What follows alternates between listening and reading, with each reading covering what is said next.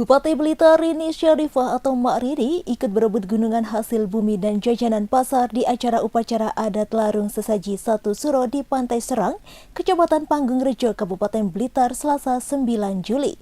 Tanpa canggung, Mak Rini terlihat ikut berdesak-desakan dengan warga lain untuk mendapatkan gunungan berisi jajanan pasar. Begitu mendapatkan jajanan pasar, Mak Rini langsung membagikannya kepada pengunjung acara Larung Sesaji di Pantai Serang. Mak Rini hadir untuk menyaksikan prosesi upacara adat Larung Sesaji 1 Suro di Pantai Serang. Sejumlah pejabat seperti Sekda Kabupaten Blitar, Idul Barom dan Dandim 0808 Blitar, Letkol Infanteri Henda Sukmana juga hadir di lokasi. Ratusan warga juga terlihat antusias menyaksikan agenda rutin tiap tahun untuk memperingati 1 Suro di Pantai Serang.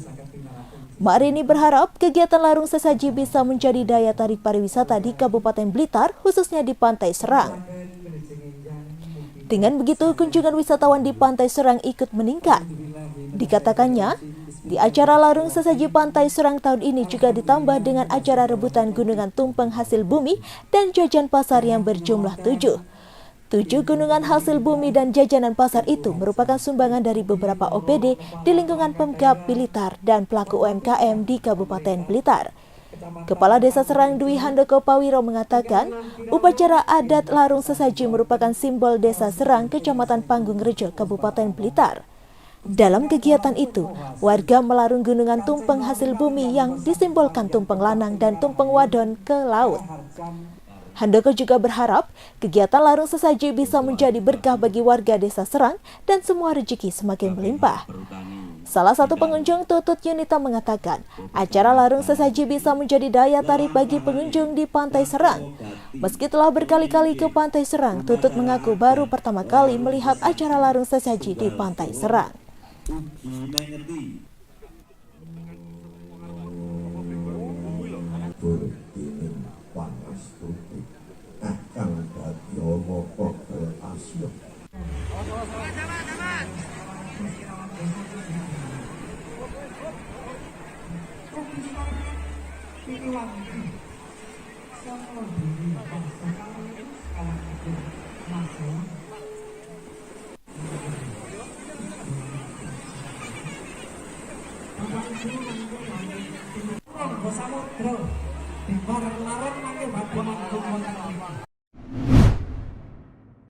Terungkap penyebab tewasnya seorang siswa SMA Negeri 1 Cawas, Klaten, Jawa Tengah pada Senin 8 Juli 2024.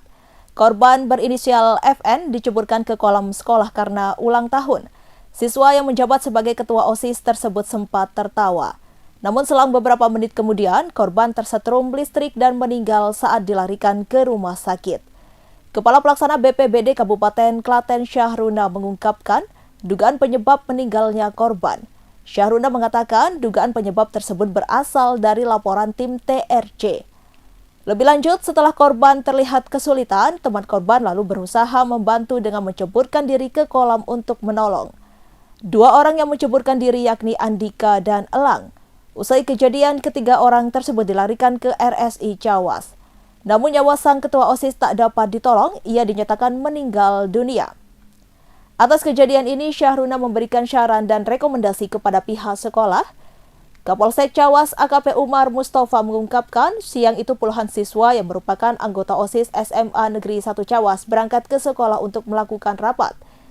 Disebutkan rapat pengurus OSIS membahas rencana kegiatan sponsorship untuk acara lomba pengembangan prestasi minat bakat siswa yang akan dilakukan pada 25 Juli 2024 mendatang.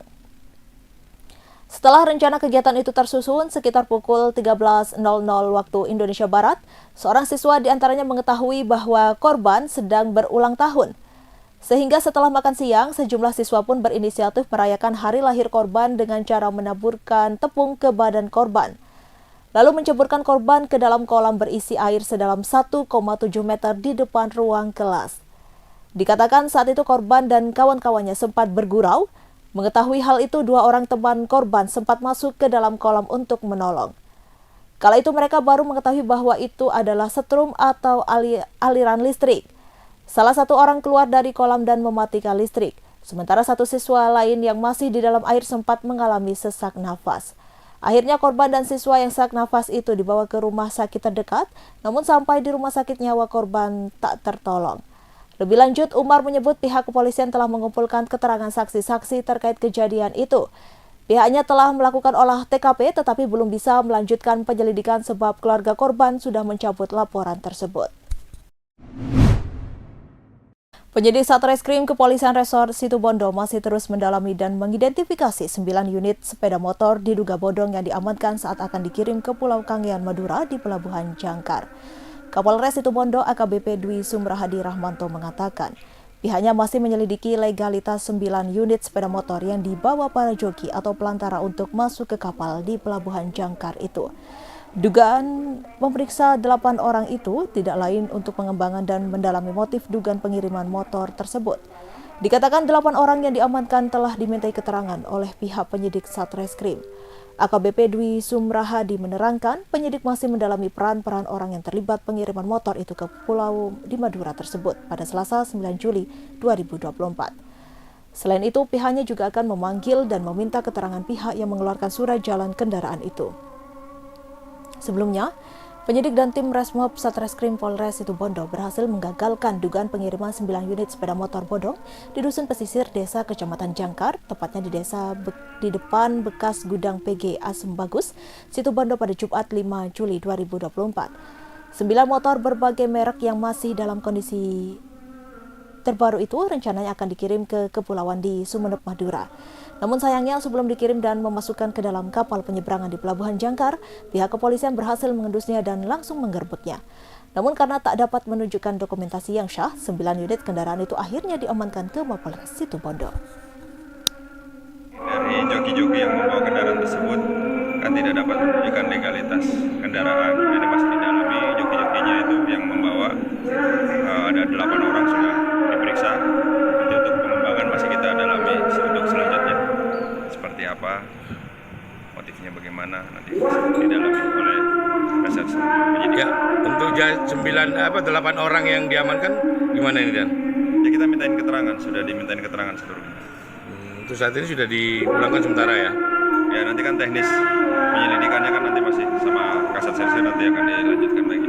Sejauh mana peran-peran atau orang-orang yang terlibat, apakah ini memang tindak pidana atau apa, nanti akan didalami lagi. Ya, ini kan motor dari luar daerah sebenarnya Dan. Hanya dilengkapi dengan surat jalan. Kan surat jalan ada batasan sebenarnya. Ya makanya itu kan nanti diperiksa yang mengeluarkan surat jalan dari mana, seperti apa teknisnya, apakah sesuai prosedur atau tidak. Gitu. Terima kasih Bono. Mengisi masa liburan sekolah, puluhan anak-anak mengikuti kegiatan hitanan massal yang digelar di Ponpes Wali Barokah, Kota Kediri, Selasa 9 Juli 2024. Anak-anak yang akan dihitan didampingi orang tuanya terlihat tampak antusias menunggu giliran dihitan tim medis dari Rumah Hitan Bojonegoro. Saat dihitan, ada anak yang tak menampakkan ketegangan, bahkan ada yang sedang asyik bermain game di handphone saat tim medis melakukan hitan. Peserta hitan selain mendapatkan sarung juga mendapatkan uang saku dari panitia serta obat-obatan pasca hitan. Ketua Pondok Pesantren Wali Barokah Kiai Haji Sunarto menjelaskan, kegiatan hitanan massal ini merupakan agenda rutin diikuti anak-anak yang mondok dan tinggal di sekitar Pondok Pesantren Wali Barokah. Anak-anak yang mengikuti hitanan massal rata-rata berusia 11 hingga 13 tahun. Kegiatan ini dilakukan bersamaan dengan saat liburan sekolah. Kiai Haji Sunarto menjelaskan, sunat atau hitan selain menjaga kesehatan juga merupakan bagian dari ibadah untuk menjaga kesucian. Sementara Royal Nul Firdaus dari Rumah Hitan Bojonegoro menjelaskan berbagai manfaat hitan bagi kesehatan dan perawatan pasca hitan. Selain mendapatkan obat-obatan, peserta hitan juga mendapatkan celana hitan.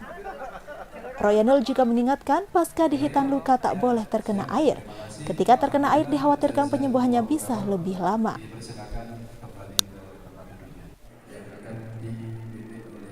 Dengan beberapa pertimbangan, kenapa 2 tahun sekali, kecuali kita mengakomodir anak-anak itu sendiri, baik anak di lingkungan pondok maupun anak-anak yang sudah pada saatnya berada di luar pondok, ini bisa terpampung dengan baik, karena memang sunat massal ini adalah gratis.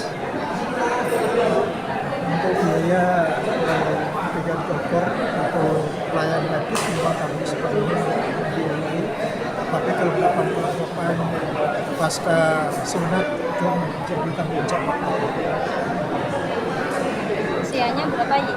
Ya rata-rata ada yang kelas musdi, ada yang lebih dari itu, ada yang 11-12 tahun, tapi itulah kisaran anak-anak yang menjelang balik. Memang sengaja ditempatkan pas waktu liburan ini. Ya, itu kita lakukan bersama dengan anak-anak sekolah sehingga mereka lebih merasa nyaman. Total ada berapa Pak pesertanya? 40-an ya. Harapannya ke mereka ini Peggy Setiawan mengaku mendapat perlakuan kasar dan berbagai ancaman dari polisi setelah ditangkap sebagai tersangka kasus pembunuhan Vina Cirebon. Selain itu, Peggy juga mengaku dipukuli di bagian mata kanannya.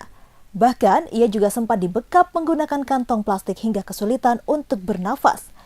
Hal itu diungkapkan Peggy Setiawan dalam jumpa pers Senin 8 Juli 2024 malam. Semacam kata-kata kasar, banyak ancaman-ancaman sekali. Terus ya selain itu saya pernah dipukul di bagian mata sini. Mas Anand pernah lihat, Ibu Yanti pernah lihat. Dipukul sama siapa? Salah satu yang apa, penguasa gedung itu sepertinya gitu. Penguasa, ya, tahanan. bukan, yang itu yang di penyidik, yang di daerah penyidik itu apa, yang ibaratnya yang penguasa apa, ibaratnya yang ini lah, polisi lah itu. polisi. Kenapa sampai dipukul waktu itu? Saya kurang tahu itu. Ya, Ya mungkin artinya nanya dulu kah atau langsung mukul gimana? ya mereka bilang bahwa saya pembunuh ini. Ya, mereka bilang saya nggak punya hati nurani, yang mukul saya gitu. Oh, kamu jawab, kamu nggak melakukan? Saya tidak menjawab karena saya merasa dia bersalah dan saya diam aja. Saya sebut perong kalau saya tidak melihat, saya dicaci maki, suruh melihat. Kalau misalkan saya melihat, saya dianggap kamu memang perong gitu. Saya bisa pasrah. Di situ saya tidak bisa tidur selama 2 malam, hampir 2 malam yang setelah saya jatuh. Ya, seperti itu. Ya kan sebelumnya kemudian di Ibu Yanti sama Adnan datang Ya, kan, ya ya. Pak Adnan. Nah artinya sebelumnya itu ya memang ada perlakuan-perlakuan. Ada. Ya, termasuk pemukulan tersebut. ya, tapi setelah Ibu Yanti dan Pak Adnan datang ya menjadi mendampingi, ya kemudian nggak ada lagi. Itu pas terakhir ada yang pas Mama sama Bu Yanti masih keluar, saya masih belum keluar dalam. Ada itu sempat dari penyidik itu yang masukin saya kresek ke muka saya hampir, cuman nggak lama, cuman itu kan saya nggak bisa napas tuh, saya bisa berontak, tapi ya mereka nggak lama, terus mereka buka lagi. Oknum polisi berinisial Aibda ZF dilaporkan istrinya SH ke Bidang Propam Polda Sulawesi Selatan, Jalan Perintis Kemerdekaan, Makassar, Senin 8 Juli sore. Pantauan tribuntimur.com, SH hadir di ruang pengaduan Propam Polda Sulawesi Selatan bersama 3 anaknya dan juga kuasa hukumnya Wawan Nurlewa. Mereka pun langsung masuk ke ruang sembari menyerahkan beberapa alat bukti. Ditemui seusai pelaporan, Wawan Nurlewa mengatakan kliennya SH terpaksa melaporkan sang suami atas dugaan penelantaran. Pasalnya, SH dan 3 anaknya telah beberapa tahun tak dinafkahi oleh Aibda ZF. Wawan menyebut SH diduga ditelantarkan Aibda ZF 4 tahun terakhir pasca menikah pada 2019 lalu. Akibat tak mendapatkan nafkah dari ZF, SH dan 3 anaknya mengalami kendala ekonomi atau kebutuhan sehari-hari. Bahkan, masa depan ketiga anaknya di bangku sekolah terancam tak berjalan baik. Selain itu, dugaan penelantaran yang sama juga telah dilaporkan ke Direktorat Reserse Kriminal Umum. Ia pun berharap agar laporannya dapat ditindaklanjuti Bidang Propam Polda Sulawesi Selatan. Secara terpisah, Kabid Humas Polda Sulawesi Selatan Kombes Pol Didi Supranoto mengatakan pihaknya akan segera menindaklanjuti laporan tersebut. Dirinya juga mengaku akan berkoordinasi dengan Propam dan juga Krimum terkait persoalan itu. Download Tribun X sekarang, menghadirkan lokal menjadi Indonesia.